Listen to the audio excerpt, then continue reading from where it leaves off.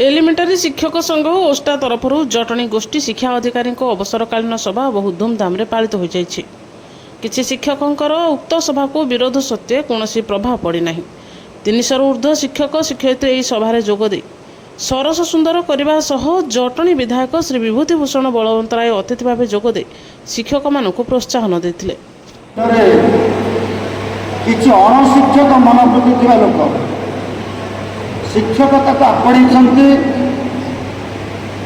निजर परिवार प्रतिपोषण जहाँ समाज पर निश्चित भाव गोटे विपद तेणु जनसाधारण मैंने सचेतन हवा दरकार।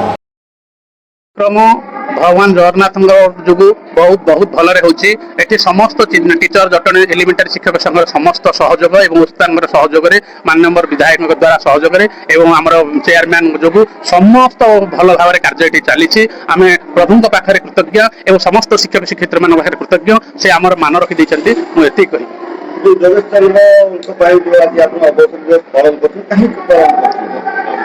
ताकर स्नेह श्रद्धा भल पाइबा और आम टीचर मानक पई ताकर जो सहयोगर हाथ आम पाखे बढ़ई से आम भूली पारू ना। से कार्यकलाप और ताकर स्नेह श्रद्धा आमको भल पाइबा जो आम भूली पारूँ। आज कार्यक्रम टी आम भल भाव पालन करने मन स्थिर कला और आम संघ तरफ आम निष्पत्ति नेलु। यहाँ निश्चित भाव में करूँ।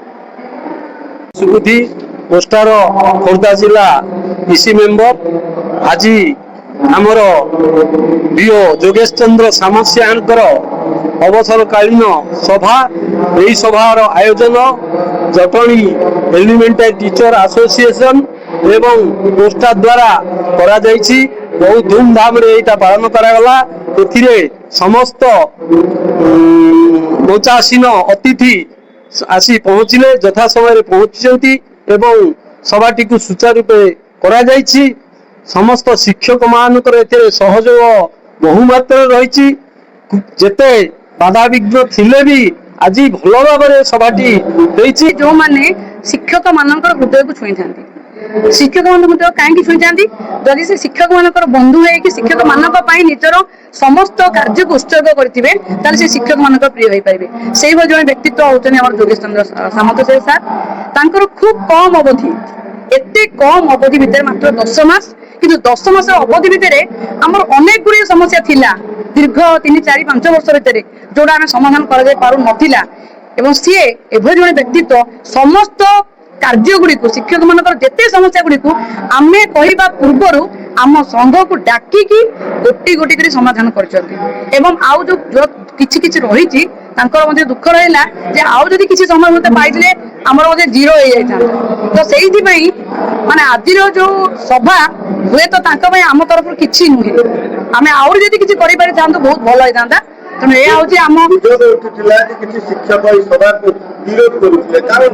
किछि शिक्षक नुहे के 4 जन स्वतंत्र 4 जन शिक्षक अछंती जो मानकर किछि हुए तो व्यक्तिगत इश्यू थाई पारे से आक्षेप करम बीओ को बीआरसीसी को जो एभली महान व्यक्तित्व जहाँ को आप देखु 200-300 रु अधिक शिक्षक एपर्यंत भी छुटुंट सो छुटुची आसुचंदी जदि से भली आक्षेप सत थाए ताले मोर शिक्षक भाई माने उपस्थित अछंती।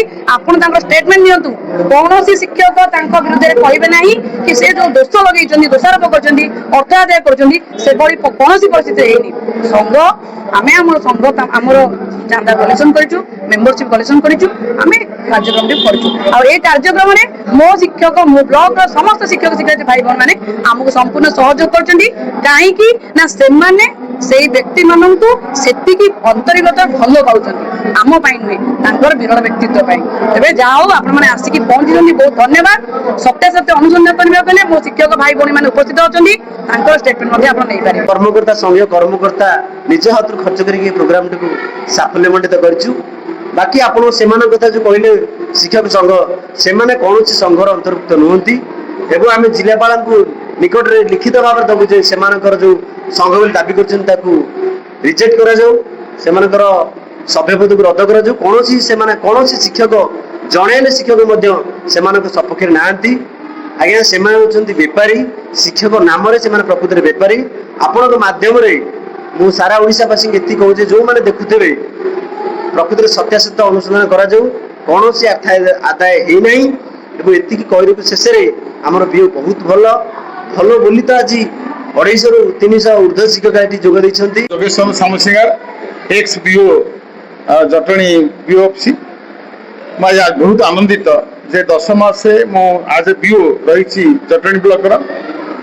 ଏଥିରେ ସମସ୍ତ ଶିକ୍ଷକ ସମସ୍ତ ପଦାଧିକାରୀ କଲେକ୍ଟରଠୁ ସାର୍ଙ୍କୁ ଆରମ୍ଭ କରି ଏଡିଏମ୍ ସାର୍ଙ୍କୁ ଆରମ୍ଭ କରି ଡିଓ ମ୍ୟାଡାମ ସବୁଠୁ ଡିଓ ମ୍ୟାଡାମ ହେଉଛି ମୋର ଅତି ପ୍ରେରଣାଦାୟକ, ବହୁତ ସାହାଯ୍ୟ କରୁଛନ୍ତି ସବୁଥିରେ ଏବଂ ମଧ୍ୟ ଏଡିଓ ମ୍ୟାଡାମ ମାନେ ଏଡିଓ ସାର୍ ଏମାନେ ସମସ୍ତେ ମୋତେ ସହଯୋଗ କରିଛନ୍ତି ଜଟଣୀ ବ୍ଲକର ଉନ୍ନତି କରିବା ପାଇଁ ଶିକ୍ଷା କ୍ଷେତ୍ରରେ।